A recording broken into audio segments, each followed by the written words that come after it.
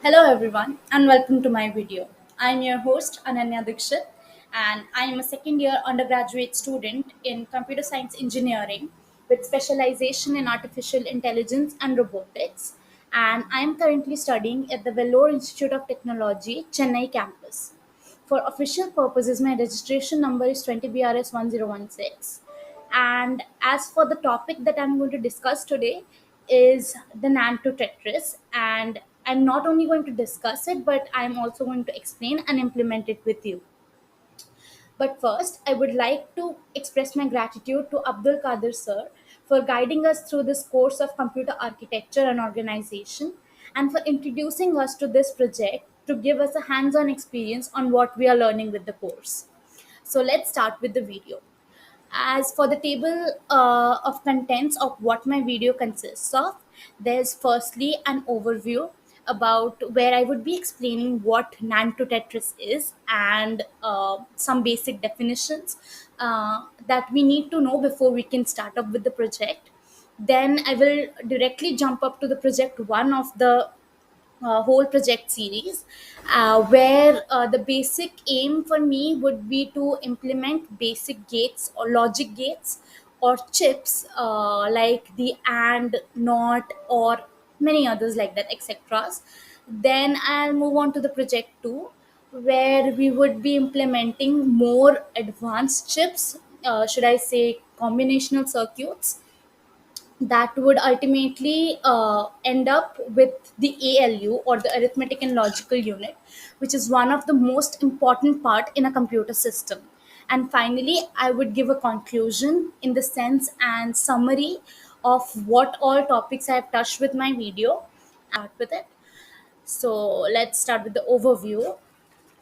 So I would say the Nanto Tetris, or the Elements of Computing Systems, is a 12-part project that aims at constructing a general purpose computer.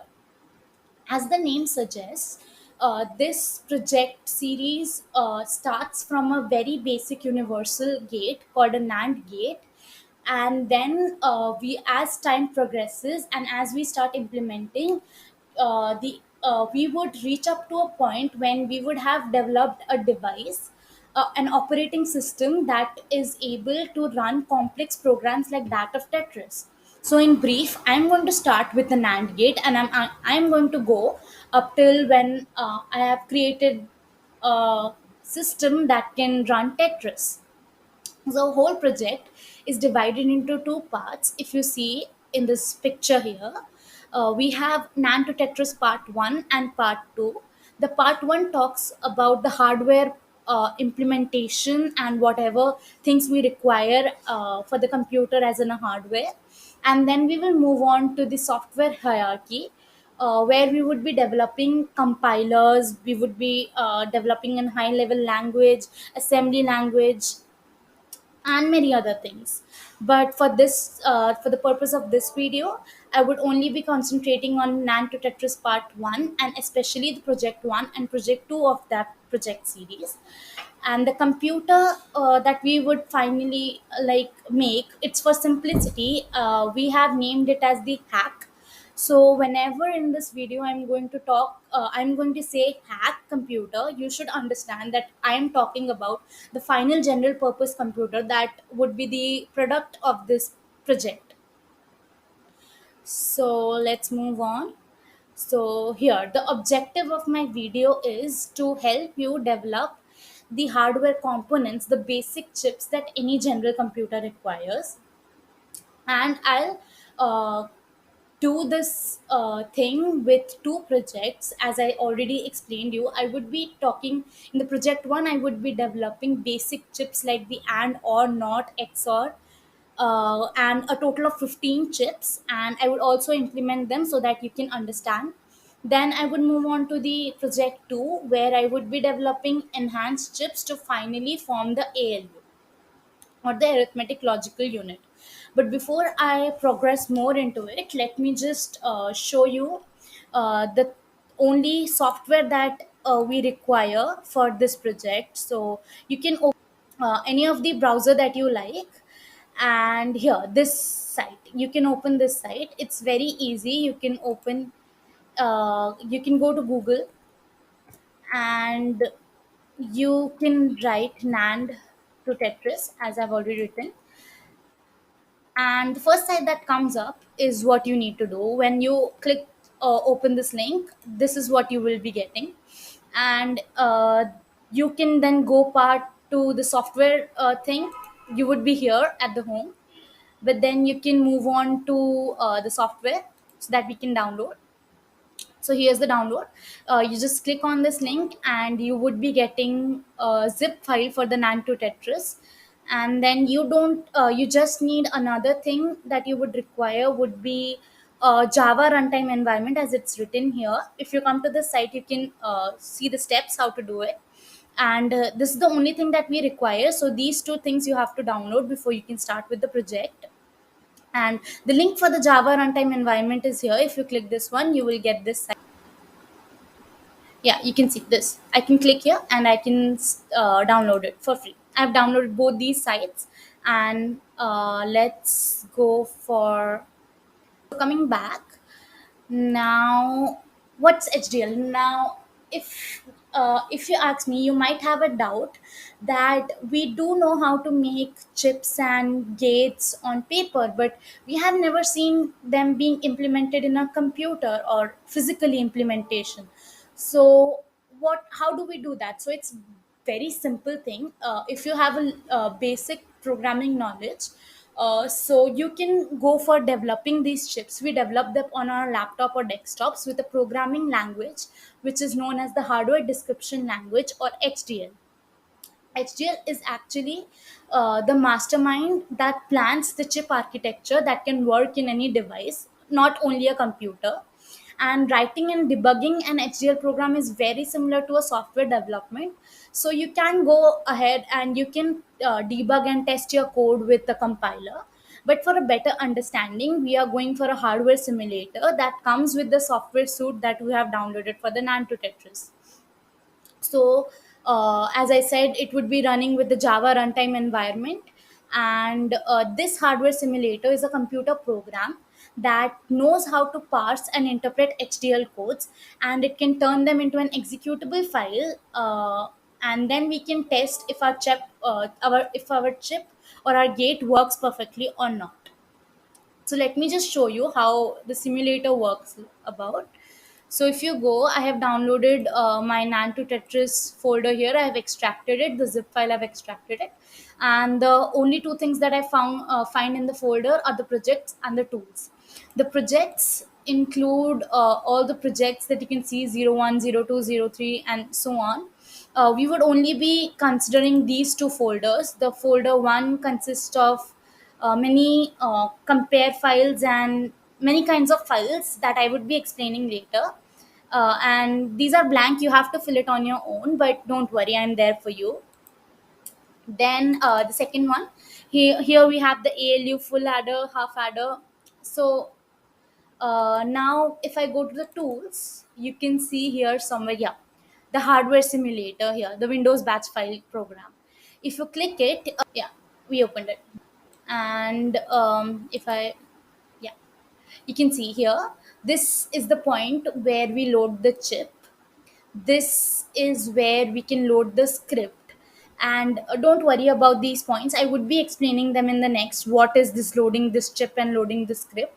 And but just know what I'm trying to say here. This is the place where your HDL code is going to be shown. Here are the place for the input pins and the output pins. And as we are simulating, you will understand it much better at how this hardware simulator works. So for now, let's move on to our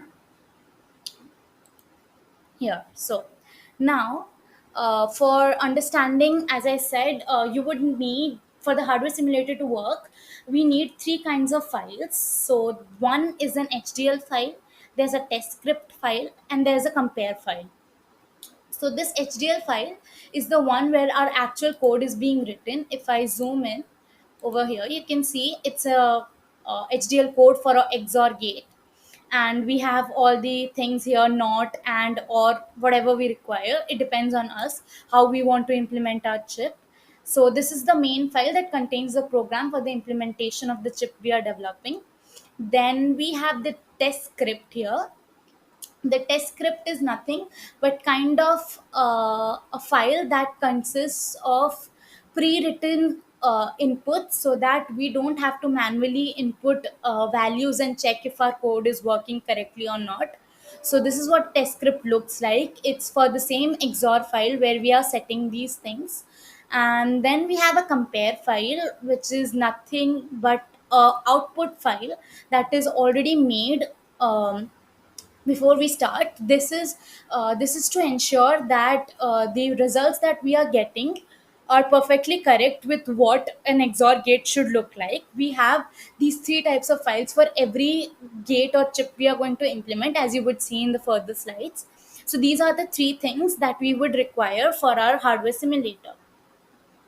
So now that I have explained you an overview of what our whole project is about, what this video is all about, let's move on to the project one. So where we are going to construct some basic logic gates. So coming up to the first logic gate, that's a NAND gate. So I would say, for the project to work, we have already assumed that we have a NAND gate and we want to develop on it more. So we won't be writing any code for the NAND gate. In fact, we would be using the built-in functions for the NAND gate.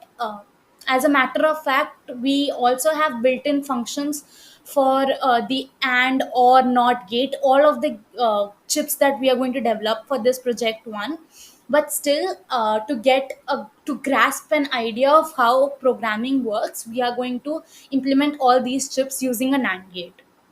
So, for those of you who don't know what a NAND gate is, it's practically a not operation on an AND gate. So, if you see here, we know AND gate works like a multiplication operation, where if you have both inputs as one, then only you can get a one, or in all other cases, we are going to get a zero. So but if you have a inversion operation on it, or if you not an AND gate, you will get the just the opposite values, where we are seeing if we have two high values, we are getting a zero. In all other cases, we are getting a one. So let's move on to the next gate, as we are not implementing this, the NOT gate. So coming up to the NOT gate, as I said, it's an invert or complement function. And the basic logic for this chip says, if you give 0 as an input, you would get 1 as an output. And if you give 1 as an input, you will get 0 as the output. So it's just inverts the input that you are providing it. And as I've already discussed, NAND is practically a not operation on an AND gate. So to convert a NAND into a NOT, it's very simple task. You just have to insert a single input line to both of the inputs for the NAND gate, and voila, you will get the NOT gate. So as you can see, as I'm inputting the same input line for both the inputs, my A and B are always going to be same. So if A is 1, B would be 1. If A is 0, B would be 0. And ultimately, we would get the NAND operation done, and you would get this, because we know 0 and 0 give a 1 for NAND, and 1 for 1 give a 0 for NAND. So this is how we are going to implement. This is the circuit diagram. Now I can implement my NOT gate using this circuit diagram only. I don't need anything else. So let me open the file for it. So I can go to the projects and I'll go to 0.1. We have the NOT gate here. If I open it, this is the file I have opened. This is my NOT gate, and this is the code. So as I said, you just need a NAND gate, and you just need to put the same input both the times for A and B, and you will get the out. Let me just explain you a little more on how this code is written. So we know the logic for a NOT gate is out equals to NOT of in, and this is a syntax for writing what should I say, an HDL program, where we say the word chip and then I use the name that I want to give to my chip. Then there's this in and out, which gives in the variables that I'm going to use to signify inputs, and the out signifies all the variables that I'm going to use as the output. And then under the parts I will write my code. So here I have used a NAND gate. As I said, I would already be using a built-in NAND function. So I take a NAND gate. For the input, A and B are input for the NAND gate, and out is the output. So I given in as A, B as in, and the out as out. And if I'm now going to simulate this in our simulator, it's very easy. Let's go to the simulator here. As I said, you would be firstly loading the chip. So here you would be loading the chip. You can see there's a load chip function. I click it and I see this thing. I've already in my NAND to Tetris projects one folder, and I'm going to open my not.htl. So I load this chip, and you can see the code that I showed you here. Here, this code directly comes and is seen here. And as for the input pins, there's only one input pin in, and there's an output pin out, and these are the some of the predefined values. And let's now load our script. So where's our script? Not.txt. Yeah. So I load the script, and this is how my script looks like. It firstly loads not.htl, then it makes an output file for our output, that's not.out. Then we have a compare to file, which is not.compare cmp, and the output list, and these are the inputs that I'm giving in.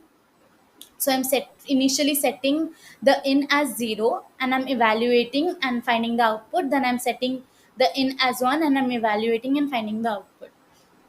Now I will run it using this icon over here, run icon. This yellow line comes up to the output, which means I've already ended the simulation. And below here, it's not very clearly visible, but it's written end of script, comparison ended successfully. So our code works fine. Now if I want, I can go to this view tab over here, and if I click this, I'll see four options. There's a script, there's an output, there's a compare, there's a screen. As for uh, as for the project that I'm doing over here in this video, I'm not talking much about the screen. The script is what you're already seeing right now. If I go to the output, you can see the output table. When in is 0, out is 1. When in is 1, out is 0. So we have verified that it's correct for a NOT gate, and we already knew it because we knew comparison ended successfully. We can also go to the compare file. This is what a compare file looks like. It also said in should be 0, then out should be 1. If in is 1, then out should be 0. So if you know these two are similar, you know you have done it correctly and you have verified your code. Then let's move on to the second gate, as we have already simulated this one. Now, if you move to the second gate, that's the AND gate. So, as I have said, it's very easy to make a NOT gate from a NAND gate. It's also very easy to make an AND gate from a NAND gate. You just have to insert a NOT operation. Or you just have to execute a NOT operation on a NAND gate to actually get an AND gate, because we know that if there's an A complement and I again complement it due to double negation, we would get A again. So this is how this logic of this circuit works. Here also you can see if A equals to 1 and B equals to 1, then only out equals to 1, else out equals to 0. And this is the truth table for the thing. And for better understanding, if you cannot remember how an AND gate works, you can think of it as a multiplication operation. So we know whenever we are multiplying any number by 0, we know the answer is always going to be 0. So all these values are 0, and only 1 into 1 gives a 1. So here's a 1. So you can remember it like that, the AND gate. And as for this thing, as I told you, this is a NOT gate. So you can verify here that it's a NOT gate, although I have written it here. That's an AND gate, that's a NOT gate. And now let's simulate this thing. .htl. This is my code for AND gate, and here you can see I just inserted the NAND. The NAND, first NAND is here. I took A as A, B as B, and out I have given it a new variable. I don't need to define it because it's an internal pin.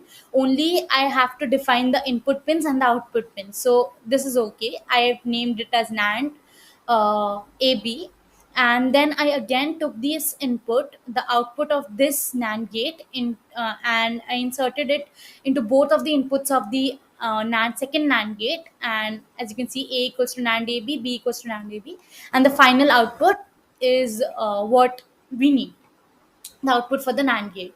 So let's simulate this. If I go here again, I would go to this file. I'll click and.hdl over here. I'll load the chip. You can see the HDL code that I just showed you. Then I got to the script, loading script, and I clicked and.tst, and I load the script. You can see the script over here. I've already explained how the script works. So let's just go and run this file. So you see it's evaluating the things, and finally it's done. Our comparison again ended successfully, so we know it's correct. Still, we'll go to the output and just see it. So we see for 0 and 0 we get a 0, for 0 1 we get a 0, for 1 0 we get a 0, and finally for 1 1 we get a 1. So it's verified that our this thing, the AND gate, the code for the AND gate works perfectly. So let's move on to the next gate, the OR gate. Now OR gate is not so much difficult, but it's something that you would have to understand. You cannot just see this circuit diagram and totally understand it. So for a better understanding, let me just take an example and show you how this whole circuit works. It's a circuit for OR gate using the NAND gate. So let me just take one of these. Let me just take this one. I'll take this input and I'll see if my out is 1 or not. So A is 0, B is 1. Let's say this is A, and I'm taking A as 0 and B as 1. So both of these are 0 and both of these are 1. Now I know from NAND logic that whenever I'm getting a 0 0, it should be a 1, because for AND it is going to be a 0, and as I'm doing a NOT operation on it, I'm getting a 1. For 1 1 I'll get a 0, again with the same logic. Now if I'm giving this 1 and 0 over here to again another NAND gate, you will see I'll again get a 1, because the AND operation on these two binary integers should be a 0, and the NOT function on that would give me a 1. So I have verified that my output is 1. And for the OR gate, if I try to explain what an OR gate is, it's actually an addition operation kind of a thing. So if you see, we know by basic arithmetic that anything added to 0 gives the same value. So 0 plus 0 is 0, 0 plus 1 is 1, 1 plus 0 is 1, and also 1 plus 1 is 1. For here 1 plus 1 is 1. We know according to arithmetic it should be 2, but we are for here it's going to be a 1. And this is the logic: if A equals to 1, B or B equals to 1, if any one of them is 1, then I'm going to use 1, or else I'll get it as 0. So let's go and simulate it. Yeah, let's go. I'll open up the code for my OR gate. The or.htl file I've opened over here, and here the logic says it's out equals to 1 if A equals to 1 or B equals to 1, and 0 otherwise. So I'm just going to take a NAND gate. You can just refer the circuit diagram if you want. I have taken, sorry, yeah. So here for these both, these are the first two NAND gates. First, I inputted A and I got a not A. Then I inputted B and I got a not B. And then I inserted not A and not B as on my A and B, and I got the output. So that's what this code is. Now let's simulate it, and I'll load my script or.tst. My script is loaded, and I have the code over here. You can again see it here. And now I have input pins named as AB. I have an output pin 0. There's a not A and there's a not B. Now let's simulate it. And that's it. We ended with the comparison ended successfully, so we know this code works correctly.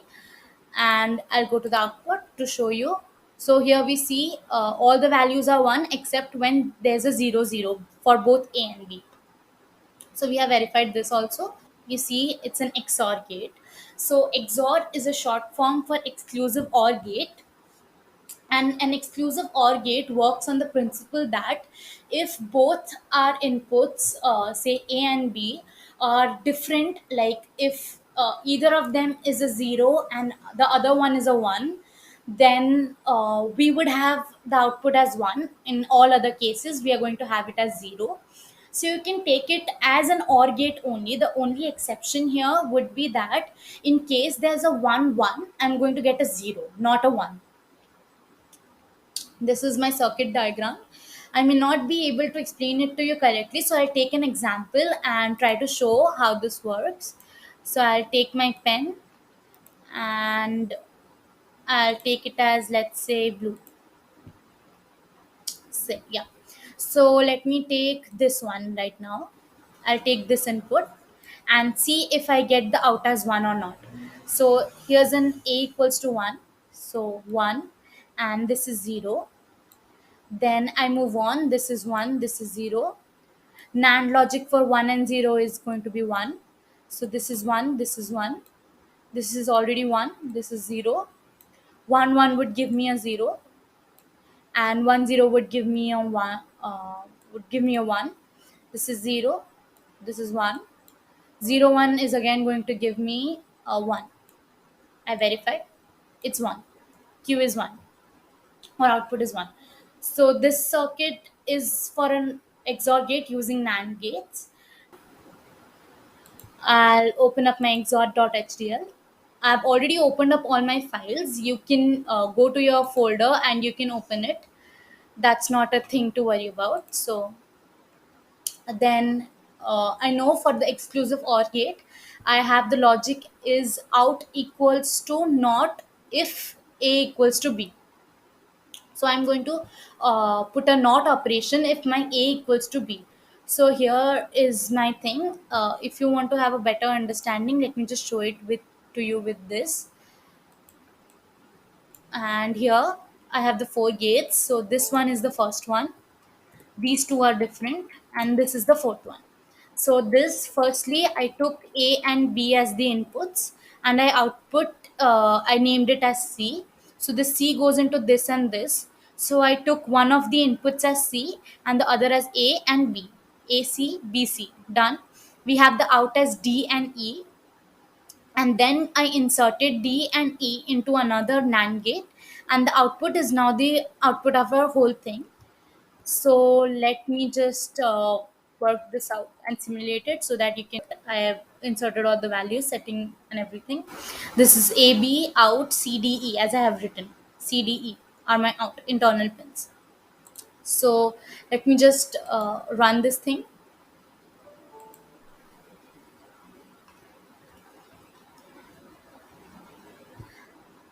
That's it. Our comparison ended successfully again. And now let me just see the output. I have 0 0 0 1 1 0, but when there's a 0 1 or 1 0, I'm getting a 1. So done. If you want, you can also see the compare file. It says the same thing. I'm not doing it because these are simpler gates and we know what a truth table of these looks like. We would need the compare file in case we have some bigger truth tables that we cannot just look at by eyes and understand what's happening. So this is how our XOR gate gets over. Now let's move on to the next gate. We have the multiplexer. So, for understanding a multiplexer, you should know it's a kind of a logical device or a combinational logic circuit that selects from n input lines and outputs a single line. So, if and So if I say I have four input lines, but I want to output only one of these four, then I would be using a multiplexer, which would select one input line out of all the four. There are many kinds of multiplexers, like 2 cross 1. There's four cross one. There's a 8 cross 1. But for our simple implementation, we would be using a 2 cross 1 multiplexer. As you can see, I have two input lines and one output, and this A is our select line. Let me use my pen. Yeah, this A is also a select line here for the input, and I'm going to select which one is going to be the output using this select line. As for the truth table, you see, if my A's are 0, I take I1. Only I1 is inputted. So you see 0011. It's the same. But when my input is 1, A is 1, then I'm inputting this one. So you see it's same, 0101. That's how it's going to work. So that's how the multiplexer works. Let me open it. Yeah, we know that out is going to be A if select is equals to 0, and if out is equals to B, then we have the select as 1. Now, as for the code, I have already segregated it. So you see, the first thing, this is our first NAND gate. I took a select and select, and I did a not operation in it, so that I have a not select line that would be inputted here. So then I go on to these two NAND gates, and I take A and not select for this one, and I have this output is known as C, and then there's a B and select line, which is going to be my output is going to be D. These two are internal pins. Now finally I'll input these C and D into another NAND gate, and the output would be the mux output. Now let me just simulate this thing. And one thing, you should be sure that you're opening the same script and the chip files, because if you do, there may be an error, and then you would be stuck in a loop finding for an answer where you got wrong. So be sure that you choose the same kind of file. If this is mux.hdl, you open mux.txt only. Now I have this input over here. I have A, B select, there's an out, there's not select, C and D, and this is my code, and let me just run it. That's how it's going. Now we found the output. Let me see the output so that I know. So I can see right over here that when my select line is going to be 0, I'm going to take in the values for A. Whenever it's 0, you can see over here that my select was 0, my A was 0, so I got a 0. My select was 0, my A was 1, I got a 1. So, and when my select is 1, you can see B is 1, I got a 1.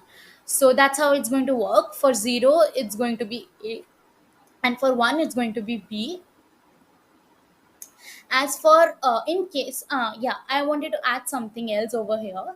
In case you're actually stuck in a loop and you cannot find where you have got wrong with your code, there's some error popping up here. For me, no error is popping up, but if it happens, then I can tell you one thing, how you can go line by line and understand where your problem might have been. For that, I have to load my chip again so that I can show it to you. So there's a mux.hdl, it's already selected for me. I load the chip, and I don't want to load my script. I want to give my own values and understand what happens.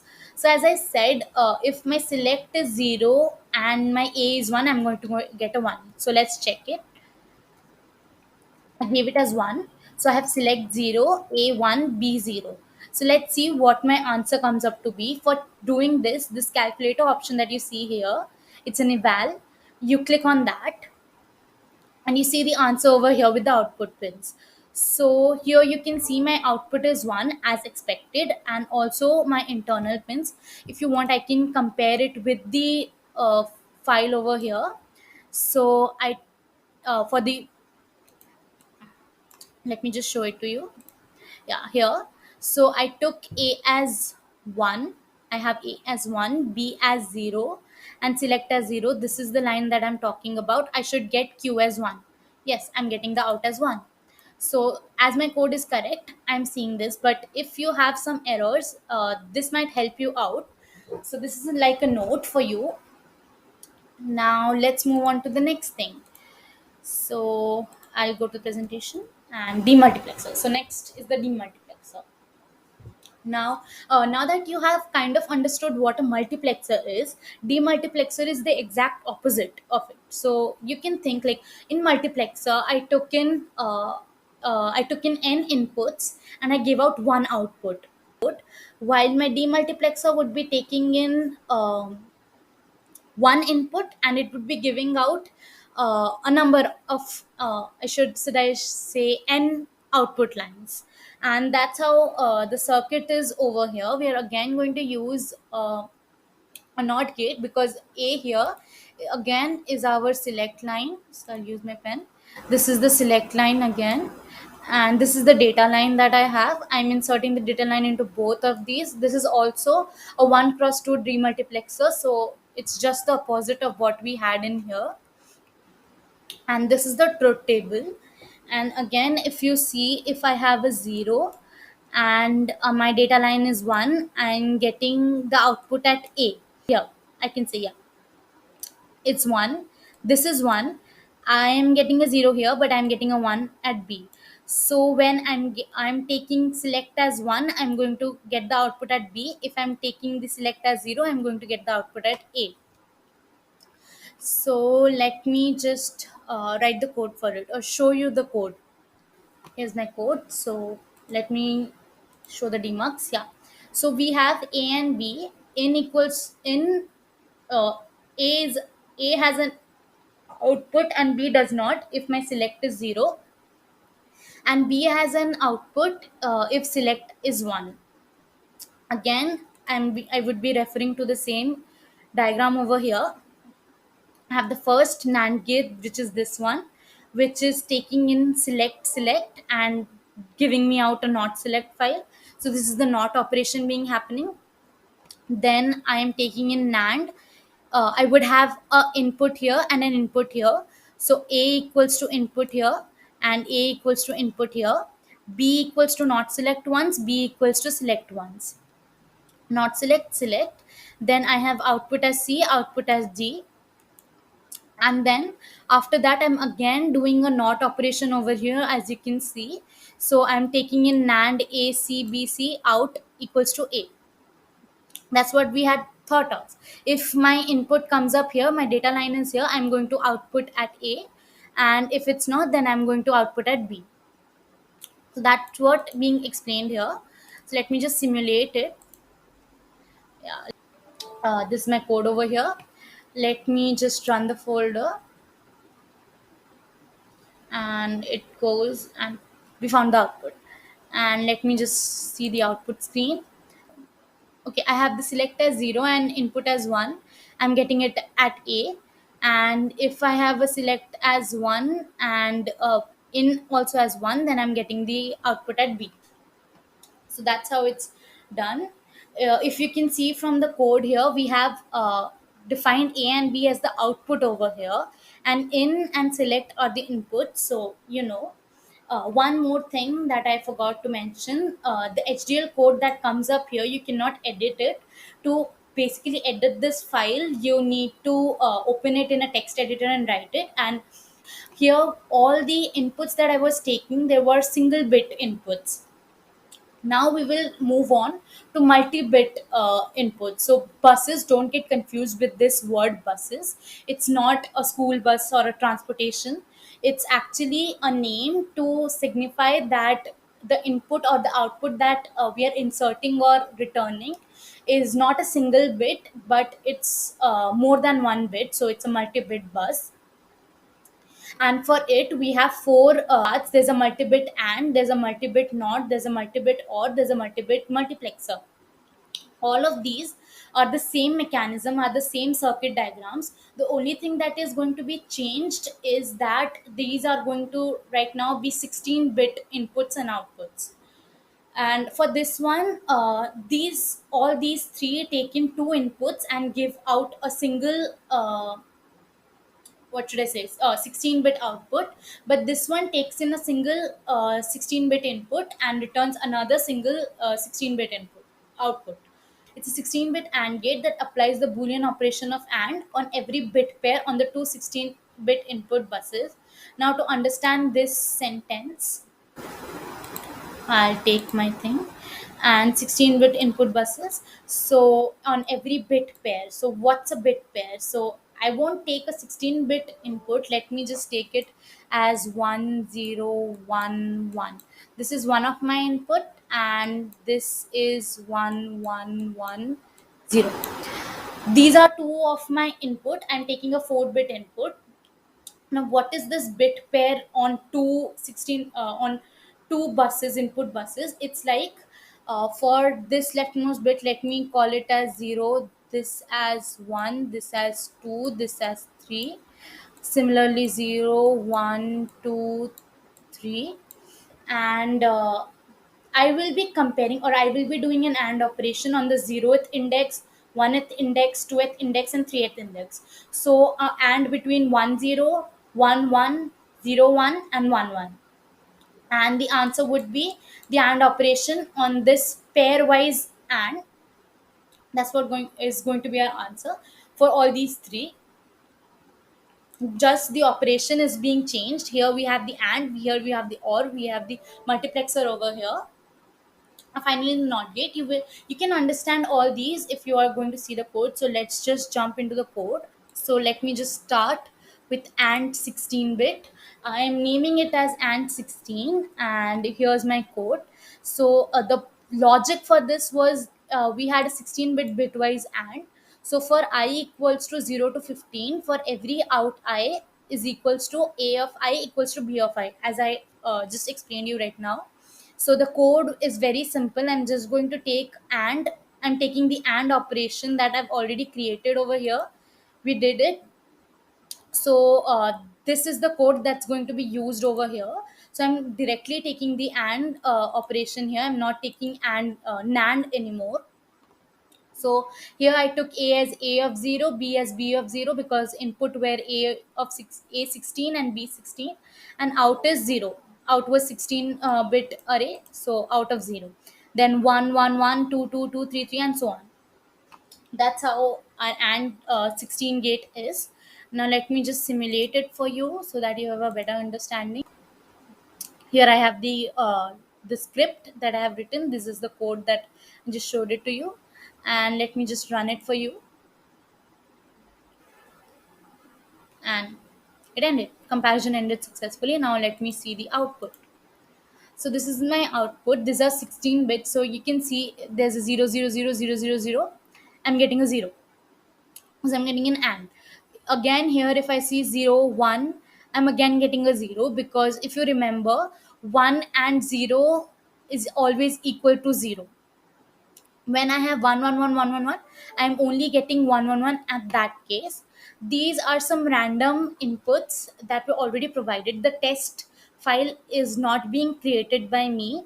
Oh, I'm only I can, or you can only edit this thing. You can edit the test file if you want, but I haven't changed anything in that test file. So this is what came in after downloading.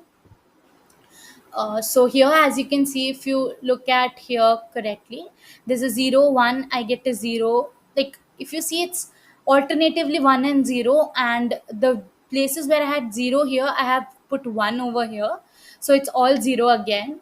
And if you actually look at it on your own, you can verify if it's correct or not, or you can even go to the compare section and do it. So now that we have done with and 16, let's move on to the next gate.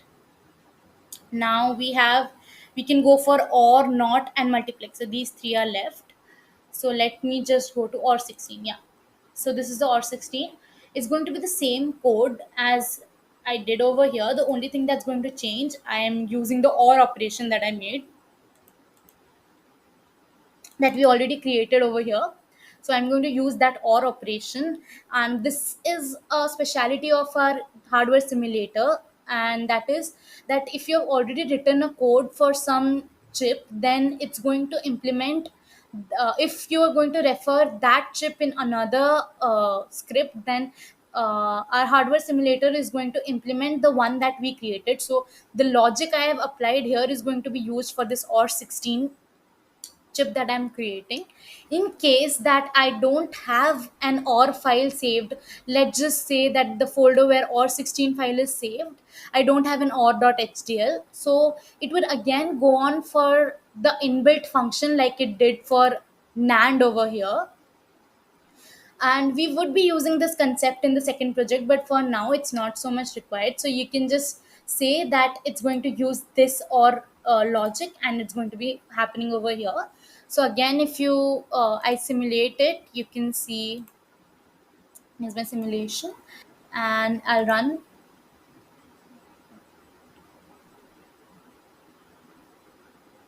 You can also see over here the things are changing. If you could see it correctly, maybe I will show it to you again. So let's go to the output file. Again, I have the same kind of inputs, and now I'm doing the or operation. 000, it's an or. For 1, you see, as it's an or operation, I'm getting a total 1 array again. For 111, I'm also getting an or 1 array again. So that's how it works. You can verify it on your own when you're trying to do these things. So let me just move on to my next thing. Let's go to the not 16.hdl. Now I am using the not gear chip that I had already created before initially here, this thing, and I'll be implementing that here. And as not takes in just two inputs, you can see I have an in and an out. There's only two parameters, so there's an in and an out over here also, the not gate. And for the 16 also, we have an input bus and an output bus of 16 bits. So and here you can see the thing 0 1, again the same thing. Let me just simulate it for you, and now let me just run it. It's happening. We just have to wait a few seconds. Output done. Let me go to the output. I have 0 0 0 1 1 1 1 1 1 1 0 0 0. So it's actually inverting every bit. If you can see here, it was a 1, so all of it became a 0. It was 0 here, so 1, and it's actually alternating it. It's a not gate on every bit of this input, and that's how the we are getting the out answer as. The logic was same as we did for and or, and we will also do for multiplexer. So let me not just waste my time and go to the 16 mux 16. This would be taking in A16 B16 select out. If you remember, mux took in A B select and out. Now it's going to take in A16 B16 select and out. Select is still going to be a 1 bit input. We don't need an array for select, so it's the same thing. We again wrote the code for mux. There's an A0 B0 select out, and I saved it all on here. This is how the code, and let me simulate it. And that's my code over there, the file over here. Let me just run it quickly,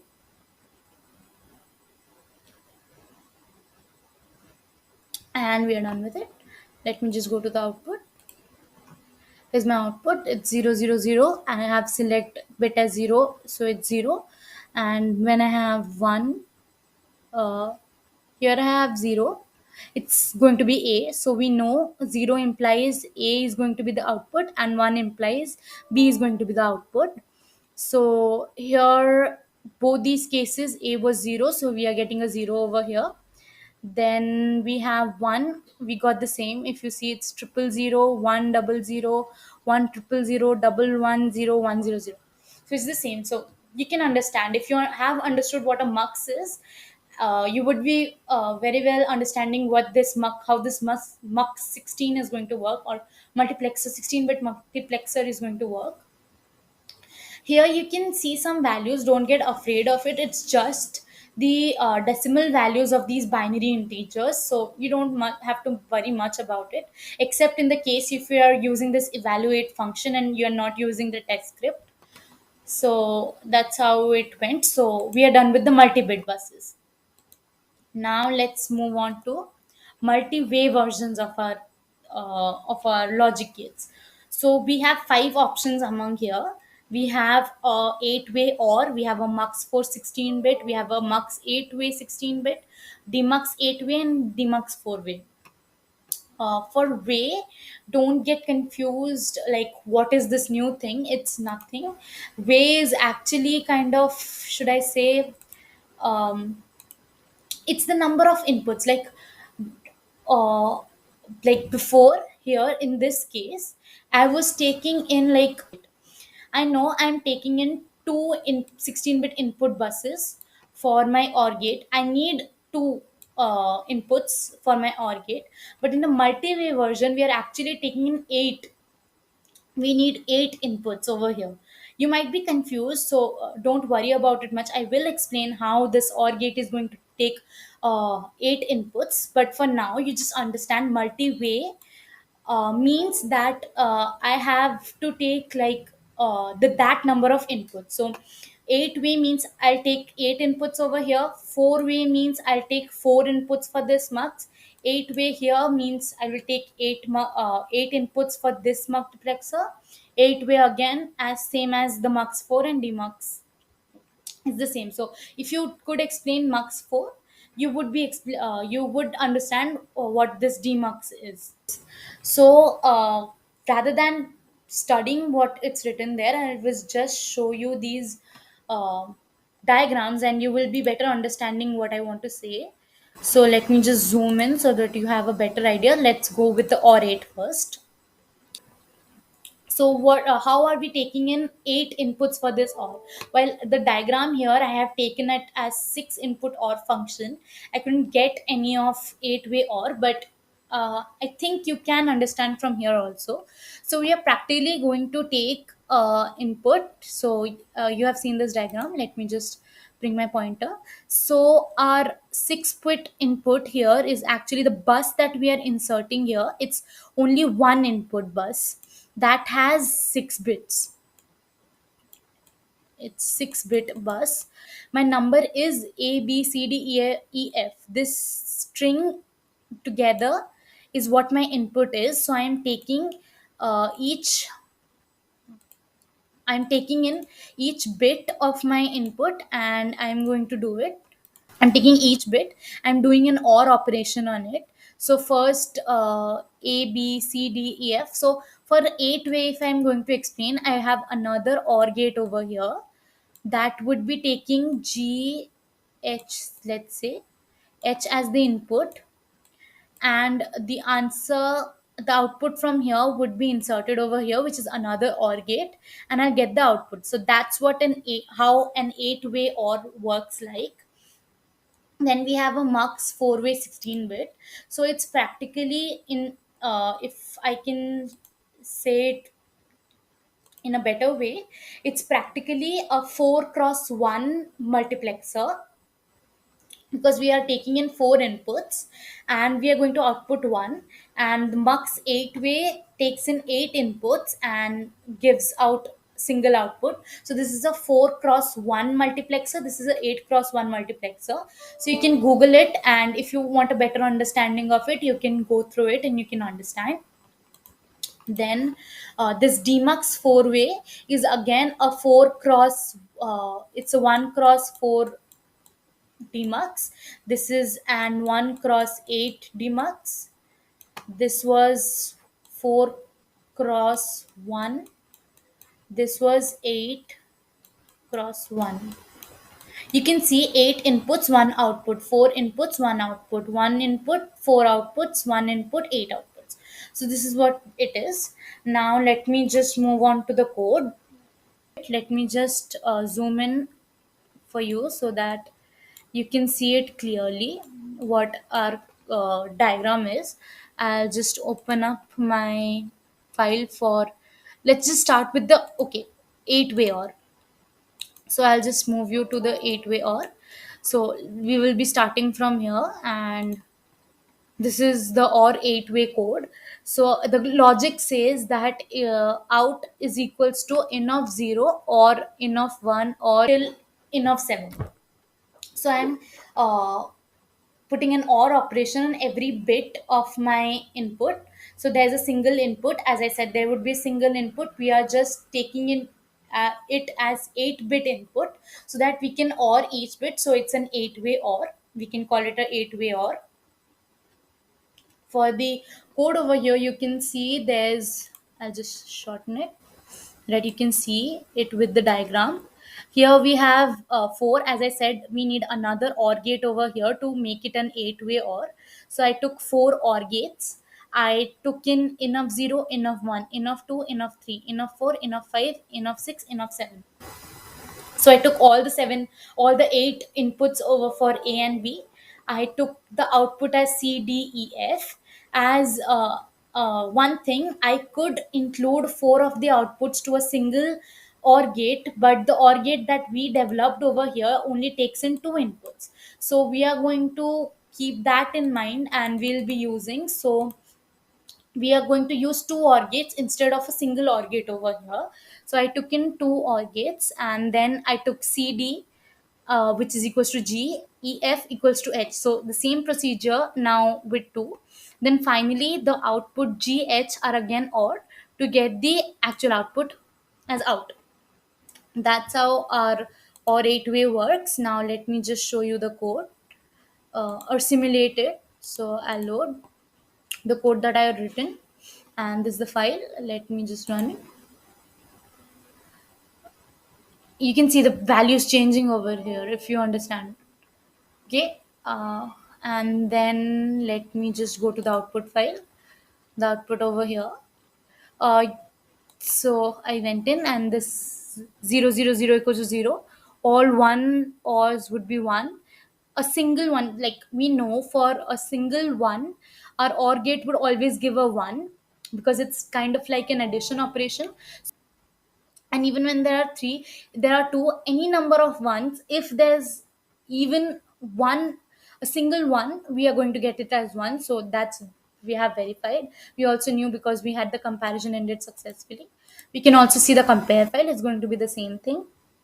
And as I have simulated it, let's just move on to the next one. Now I'll move to the mux 4, or 4 cross 1 mux. This, then I'll code for it.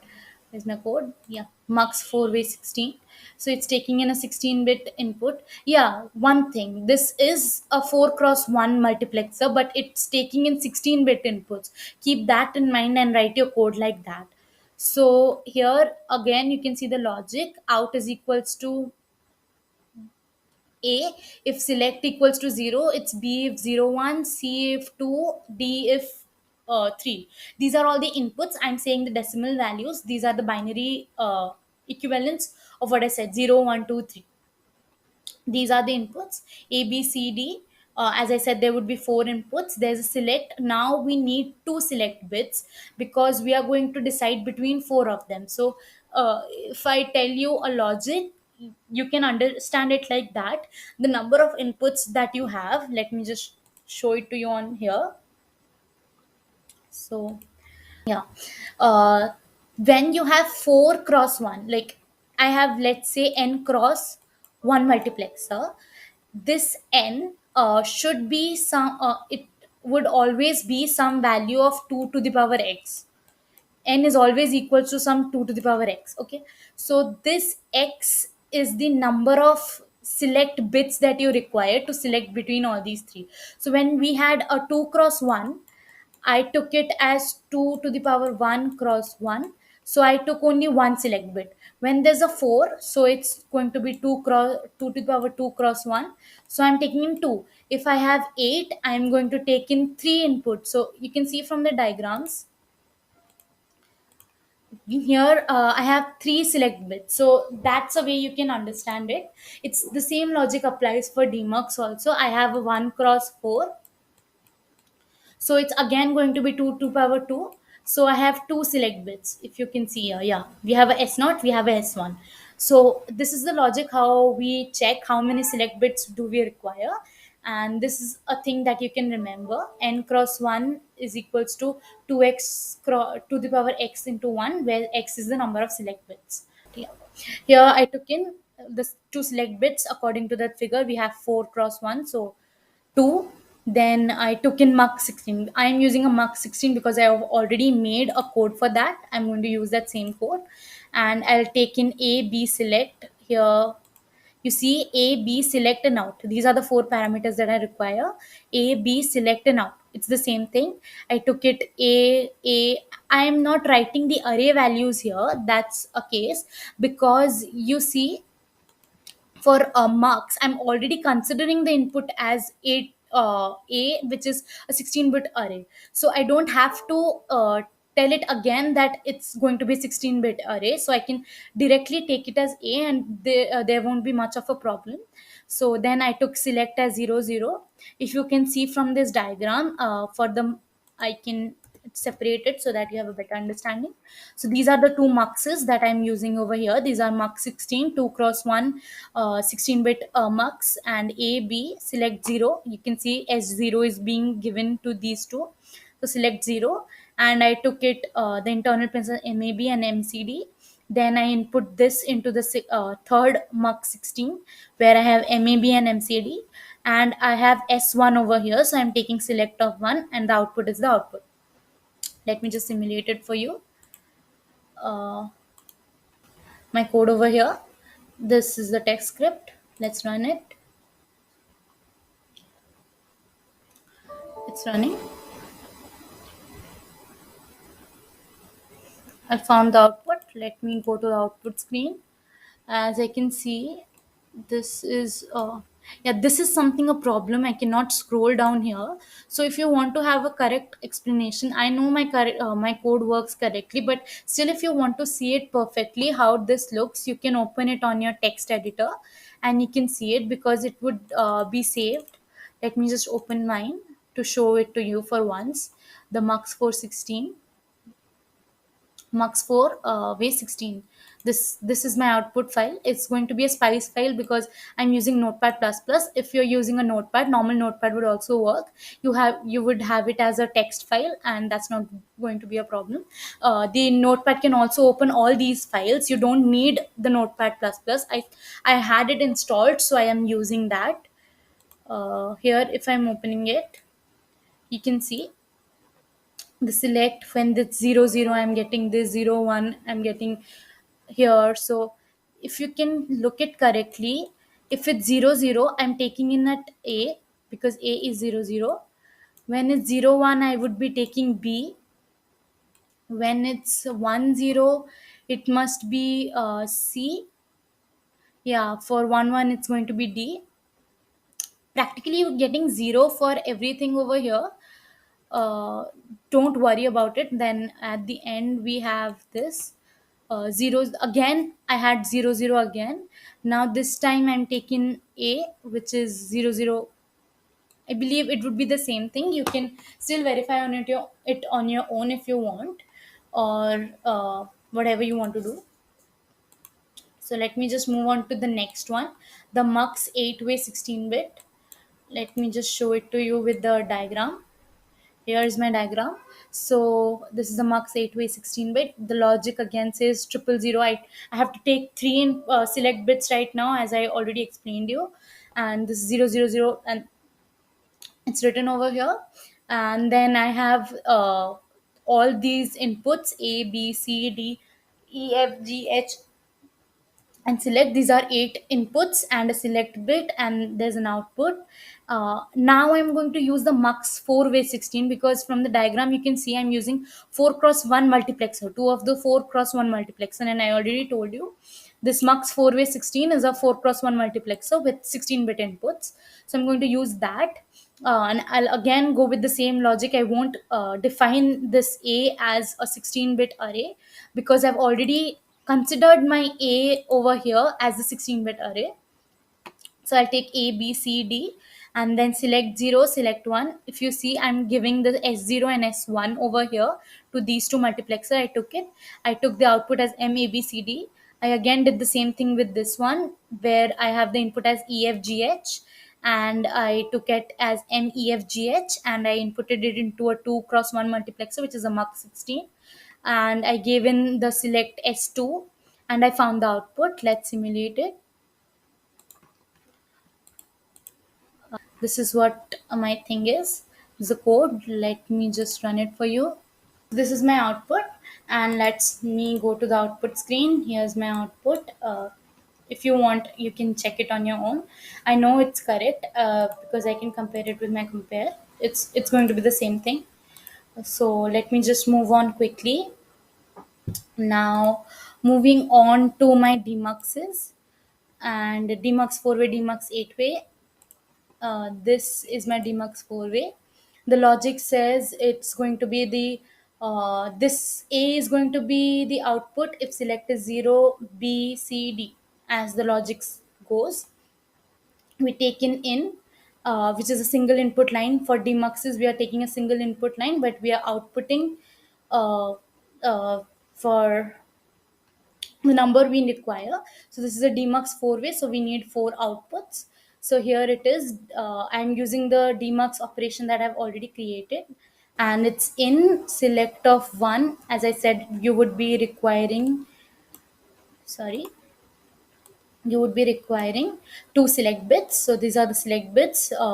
Select of 1 is going to be given, S1 is going to be given to this one. That's a 1 cross 2 demultiplexer, and all these are 1 cross 2 demultiplexer, so all these are the same thing. I have S1 over here, so this is what it is. And I have this, and the output would be, it's x and y for this one, and then x and y are inserted into this. I'm getting AB if this is the thing I'm going to take, and it's going to be CD if this demultiplexer is chosen. So let me just simulate it for you, and run it.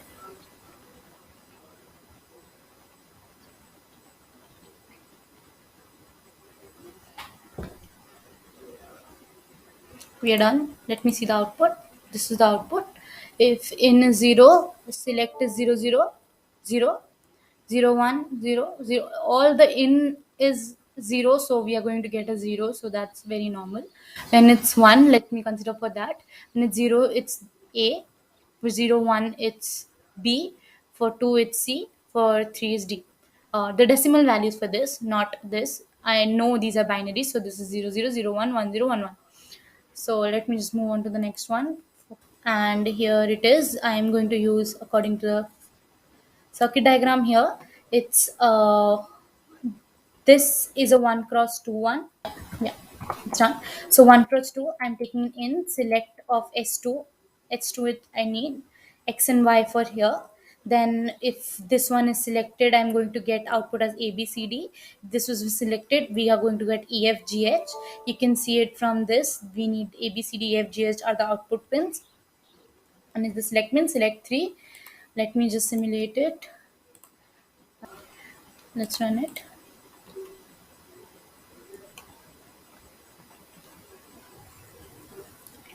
It's a little bigger test file, so it's going to take a little more time, but let's be patient and just wait for it. Yeah, now it's done. Let me see the output. So whenever it's 0, I'm not considering that part. When it's 1, for 0, this is A, then B, then C, then D, then E, F, G, H. You see, it's correct. So we are over with this one, and that's how we are. And I believe we are over with the project 1. These were all the 15 gates that we needed to implement for the project 1. Now I'll be moving on to the project 2. So, what's this project do? As I've already told you, it talks about construction of some advanced combinational circuits or advanced chips that would have their basis in the chips that we created in project 1. As we already shown you, I was using some of them. The only thing that's going to be changed here is that You see in the project 2 file, I don't have my or, XOR, or mux or demux is saved. So here it would be using the built-in function as I was using for the project 1, the NAND function. It would be using the and or in that same way, and we are going to proceed with that only.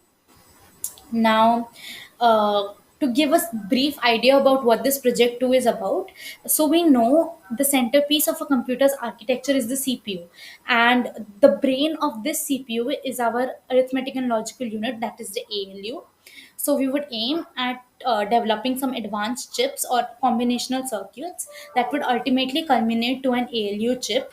All these chips that we are going to create for the project 2 are going to be standard chips, except the ALU, which is actually a logical circuit that depends on the computer's architecture on which it is going to run. So our ALU is very unique for the hack computer itself. So let's move on to the first one. So a half adder. So before I explain what a half adder is, let me give you a brief idea about what an adder is.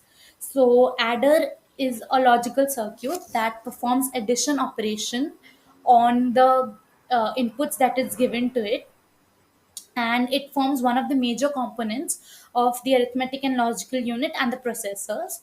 So the first adder that we're going to see, it's the half adder. So what is this half adder?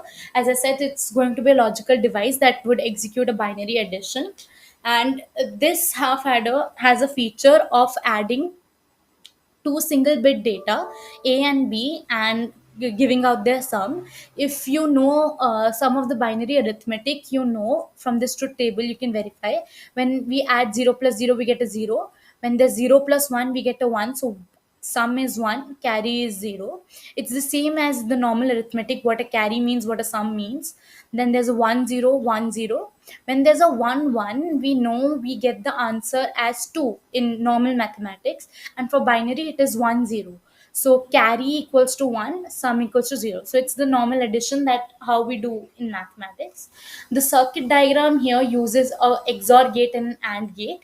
The output of the XOR gate is going to be the sum, and the output of our AND gate is going to be our carry. And both these gates are going to take in, or the chips are going to take in, A and B both. So let me just go for the code.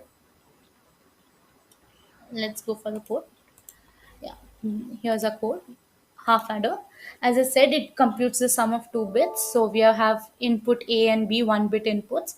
The sum, that's the right bit of A plus B, and carry is the left bit of A plus B. And according to the diagram, as I've already shown, we're going to use a XOR gate.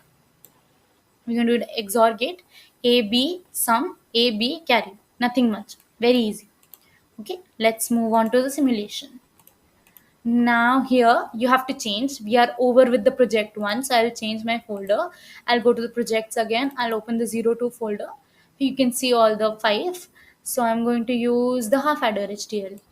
I'll load the chip. Again, I'll load the script, halfadder.txt. If you're going to change it over here, this would ultimately be changed, so you don't need to worry about it. So I load the halfadder.txt, my code, the simple code that I have. I'll run it, and it takes a few seconds and we get the answer, and we're done with it. We didn't have any internal pins, so we have nothing over here. Let me go to the output. There's 0 0 0 0 1 1 and 2.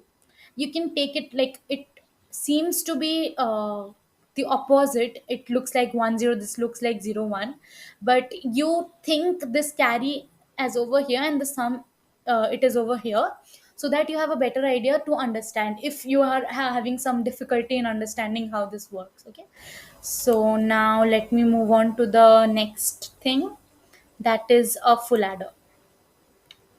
This is the full adder. So what is the difference, or what is the extra advantage of using a full adder?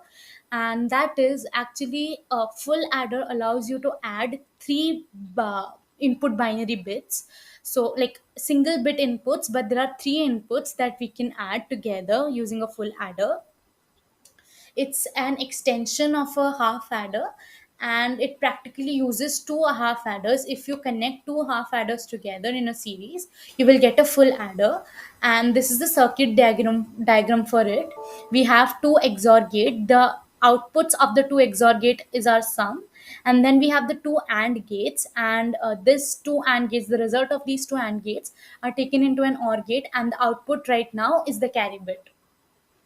If you want, you can check this truth table. You will also know for one it's one, then one. This is going to be a 0 1. For triple one, we know it's going to be 1 1. So here we see 1 1. So let me just go for the code. So according to diagram, I took in two XOR gates. So two XOR gates, one takes in AB and one takes in the output of this one and the C bit. So A, B, and this thing again comes up with this, and we get the sum.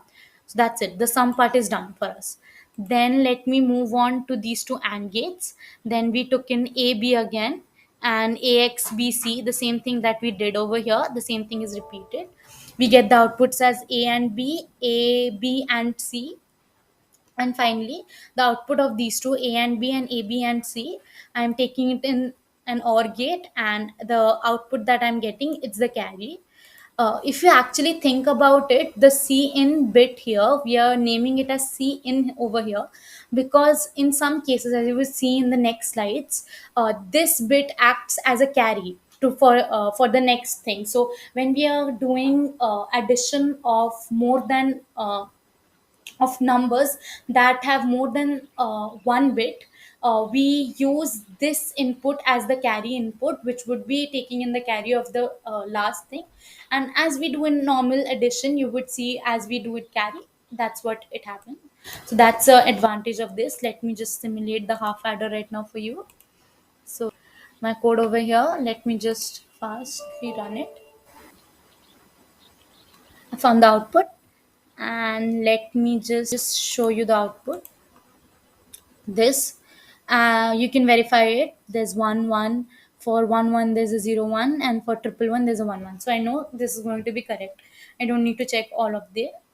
Then let me move on to the next. That's a 16-bit adder. So as I said, when we have values, we have numbers to be added that have more than one bit, we use a multi-bit adder, like we are using here a 16-bit adder, and we do it. And it's a logical chip that would execute a binary addition operation on two input buses of 16 bits each. We would be using 16 full adders in series to create this 16-bit adder, and the carry bit would be inserted into the next full adder until the end. And at the end, the C out that we are getting, we are going to ignore it, and the initial is going to be 0. If you ask me why specifically a 16-bit adder, and I would say because this is the specific adder that we would require for our hack ALU. So this is the specific adder we are going to make. Now all these are the sum. The full sequence from S0 to S15 is what our actual sum of the answer is. So let me just go to the code. The code for the add 16 is over here. So we have full adders. As I said, I would be using 16 full adders, and I am taking in, as you can see, I had A, B, C, sum, and carry. I'm taking the same thing, A, B, C. I don't need it over here. So for the first line, I'm not taking the C into consideration. And for the last line, as I said, I would again be ignoring the C out that is going to come. I won't apply this carry thing over here. I don't need the carry. I just need this C bit. So that's how it's going to work. Now let me just simulate it so that you can see. I'll upload. This is the thing, and let me just run it. It runs. It's successful. I'll see the output screen. This is my output screen, 0000011. It's just the addition operation. You don't have to worry. It's a bitwise addition.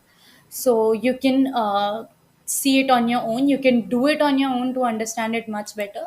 This is my compare file. I'm just showing it to you so that you know these two are not much different and it's correct. This is the code. These are the internal pins that I've been using. And let me just move on to the next one, the 16-bit adder. Now we move on to a 16-bit incrementer. So we are aware of what an adder is. I'm going to move on to a 16-bit incrementer. An incrementer is actually a special purpose chip that is dedicated to adding a constant like 1 to a given input. So here the b input does not exist. Instead we have a constant.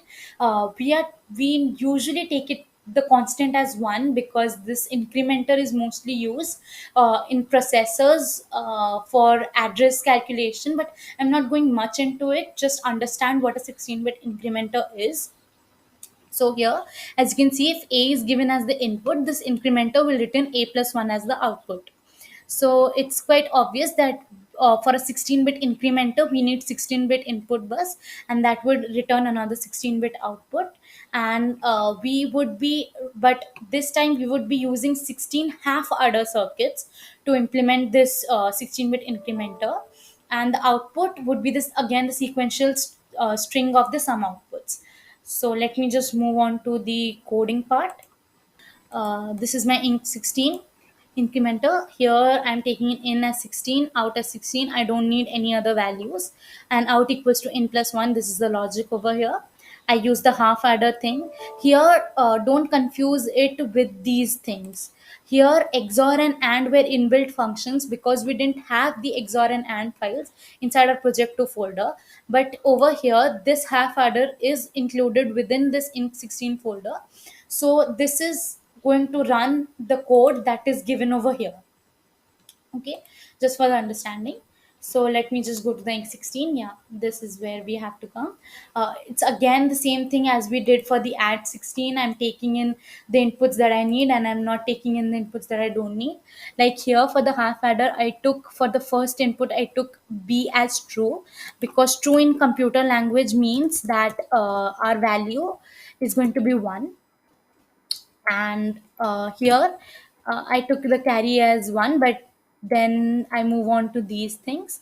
Finally, the carry thing output that I was considering over here, I'm not considering over here. I'm not taking it into consideration. I have in 15 b and sum only. And let me just run it so that I can show you how it looks like. I'll run it. It's a small test file. It would be happening sooner. You can see -1, -5, -5. This would be giving in 5. This would be -1. This would be 0. Let me go to the output. This 0, 1, correct. 1, 0, correct. You can add these. If you think there's something wrong in them, you can add these on your own with pen paper, and you would know these are correct. And I also know it because there's a successfully done note here. So let me just move on to our final thing, the main component of our whole video, the arithmetic and logical unit. So, arithmetic and logical unit is a, if I define it, it would be a logical circuit that performs arithmetic and bitwise operations on binary numbers. It is usually implemented using a set of basic logic gates as well as their multi-way and multi-bit counterparts. The ALU that we are constructing for the hack, we would be calling it as the hack ALU. It takes in two 16-bit input buses. That's why we were using 16-bit, what should I say, logic gates up till now. And we also take in six control input bits. These are single bit inputs that would help us in selecting what kind of operation we want to perform. And with our ALU, we can perform a total of 18 functions of either arithmetic or logical form. The six input bits are named as ZX, ZY, NX, NY, F, and NO. If you see the diagram over here, it's this is the hack ALU. ZX, NX, ZY, NY, F, and NO. These are the control inputs. These are the actual inputs X and Y. These are 16 bits. These are two outputs that we get, two single bit outputs that define something I'll be explaining, and this is the actual output. Now let me explain it to you what the ZX, ZY, NX, NY, F, and NO signify. So ZX and ZY, these are the two single bit inputs. The either of them or both of them are set to 1 whenever we want to set the inputs x or y to 0. So if I want, I know, if I want this x to become 0, I'll put up here. I'll just show it so that you can understand. I'll put a 1 over here, and this means this x is equals to 0. I'm only going to operate on y. If I put z y equals to 1, if uh, I'll erase it, and right now I'm going to put my z y equals to 1. So this means this is equals to 0, and x is going to be the only thing that we are going to consider, and that's how it works. If I move on to the back screen, now nx and ny, these two are set to 1, or both of these are set to 1 whenever we want to negate the inputs x and y. So one thing that I couldn't explain before, if both these zx and zy cannot be put to 1 together, that's a note that you need to remember. If I am putting nx as 1, this x is going to be x complement, and I'm going to work on the x complement and y whatever operation I want to do. If ny is set to 1 and this must be set to 0 at that time, this would be negated. And then this is how it works, and the output would be whatever operation I want. If there's an f bit, this f bit is actually a select bit that selects between binary addition and bitwise addition of the xy inputs. So if this f is set to 1, we are going to signify that ALU has to execute binary addition. If it is set to 0, it implies that the bitwise addition of the inputs are required. So binary addition is something that I've already explained it to you, and binary addition is practically the adder things, and the bitwise addition, bitwise is practically using logical operations. And there's an no input, and that is set to 1 whenever we want the negation of the output obtained after an operation is executed. Let me move on to the next slide. If this NO bit is set to 1, I would say the output of these X and Y should be negated before it's sent as the output. So that's what this bit signifies. And if I've already told you, it selects between either binary addition or bitwise operation between X and Y. Uh, the hack ALU returns a total of three outputs, as I have shown you in the next slide. There are three outputs. There's a out, there's a ZR, there's a NG. Out is the actual output, and the ZR and NG are two control outputs. So these ZR signifies, if this ZR bit is set to 1, this signifies that the resultant output of the ALU operation is a 0. Okay. If our answer turns out to be 0, we never know if it's actually the answer or there's some error in our code. That's why we are getting a 0.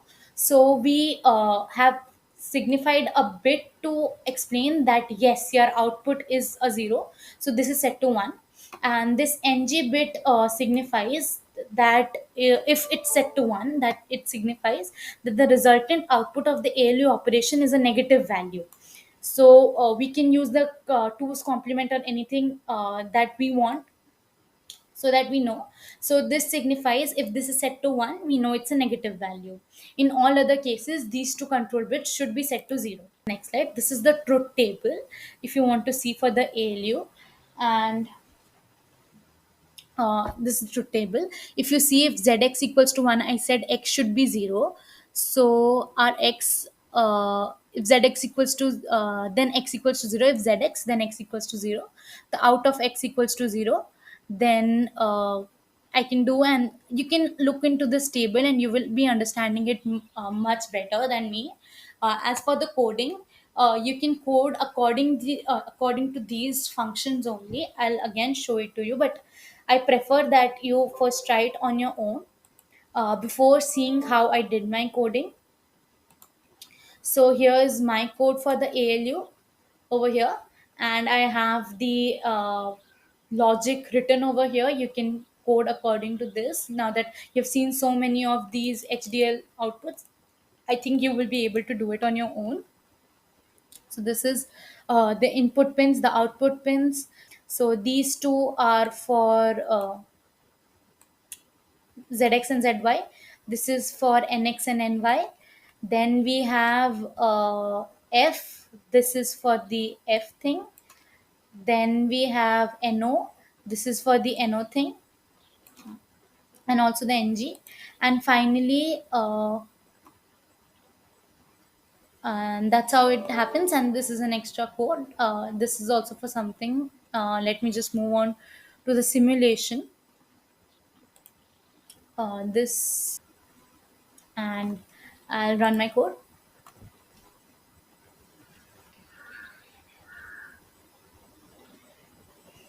Yeah, finally we are done with the output. So let me just go to the output screen. This is the output screen. It's a very big screen that I cannot be able to show it to you over here.